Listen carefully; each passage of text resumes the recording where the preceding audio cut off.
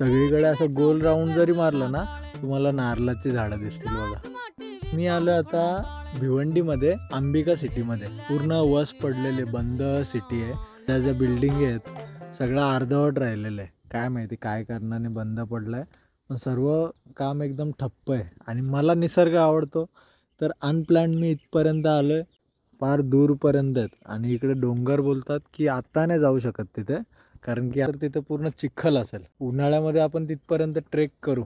छोटासा डोंगर आहे, डोंगरावरती आम्ही चढलेलो, जाम भारी वातावरण आहे की नदी पण आहे आणि झोपड्यासारखी घरं पण आहेत।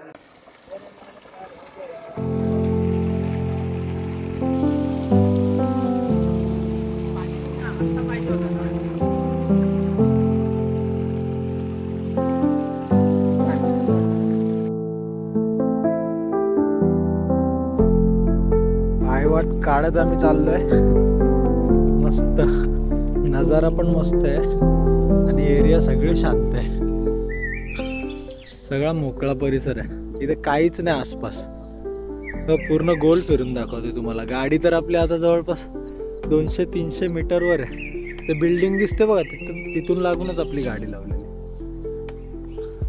तर छोटासा ओढा दिसलाय, ओढा एवढा भारी आहे ना त्याचा आवाज ऐका तुम्ही।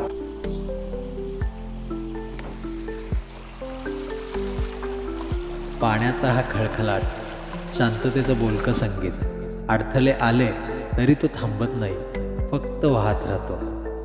आयुष्यही असंच असावं ना। जर या प्रवाहात तुम्हालाही शांतता सापडली असेल तर अशाच निसर्गस्पर्शासाठी चॅनलला सबस्क्राईब करा आणि सोबत वाहत राहा।